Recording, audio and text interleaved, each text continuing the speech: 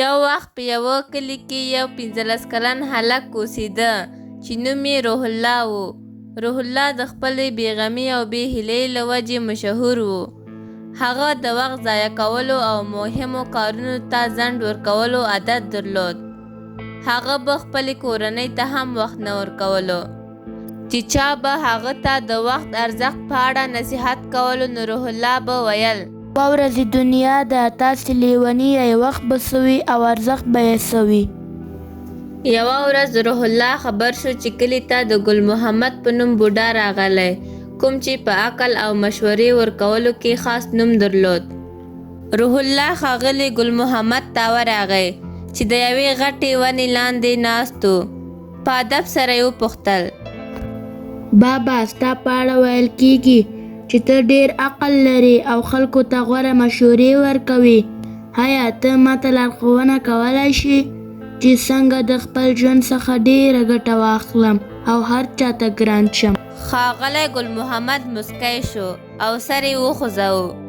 د ځوان د ستونزې په پوهېدو سره هغه له خپلې بوجۍ څخه یوه شیشه راوویستله چې شګې به له پورته برخې څخه ښکته برخې ته غورځېدلې. هغه شیشه روح الله ته ورکړه او هغه ته یې وویل: زویا، دا شیشه او دې کې شګې د وخت سمبول دي.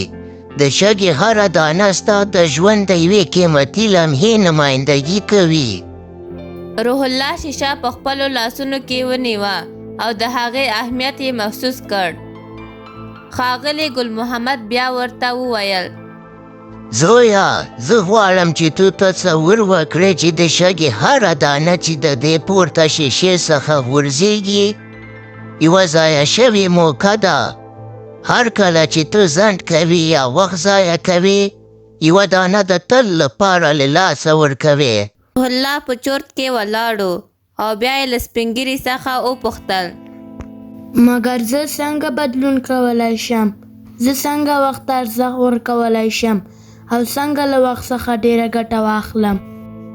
ښاغلی ګل محمد د روح الله د دې خبرو په اورېدلو مسکی شو او ویې ویل: زویا، هر کار له کوچنیو ګامونو پیلېږي. لومړی خپل هدفونه وټاکه او مهم کارونه مخکې ترسره کړه. خپل کارونه په کوچنیو برخو وویشه او یو یو سرته ورسوه. زده کړه چې وخت څنګه ښه وکاروې، ځکه بریا هغوی ته رسیږي چې د وخت په ارزښت پوهیږي. روح الله د بابا نصیحت خوښ شو او پریکړه یې وکړه چې خپلې لارې بدلې کړي. هغه د خپل ورځني ژوند په تنظیمولو سره پیل وکړ. د مختلفو فعالیتونو لپاره یې ځانګړي وختونه وټاکل. هغه خنډونه یې له منځه ویوړل او یوازې په هغه څه تمرکز وکړ چې ورته مهم و.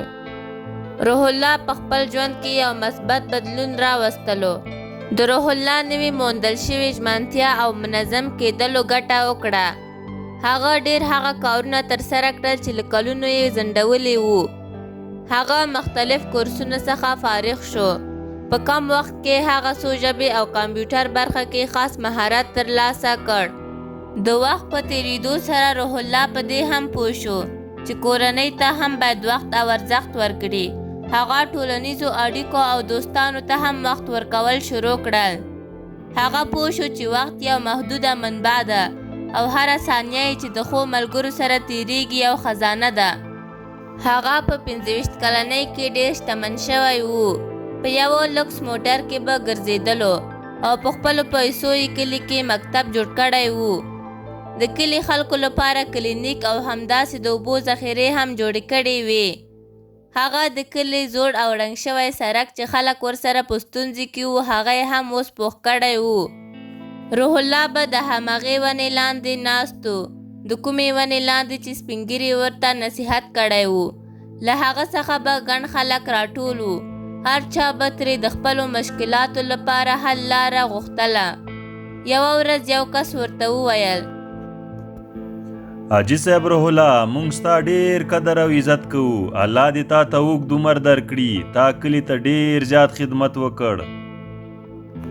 روح الله ورته وخندل او ورته یې وویل: که چېرته ما د وخت قدر نه وای کړی نو هیچ چا به هم زما قدر او عزت اوس نه کولو. نو څوک چې د وخت قدر کوي د وخت سره به خلک د هغوی قدر او عزت کوي.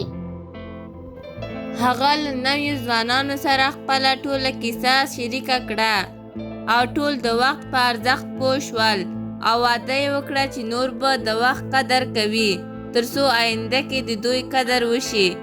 یو ماشوم چې د حاجي صاحب خبرې واورېدلې په لوړ غږ یې وویل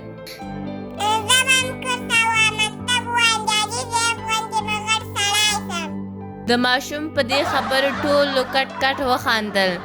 تاسې هم وخت بې ځایه مه تېروئ او د همداسې غوره ویډیوګانو لپاره زموږ چینل سبسکرایب کړئ.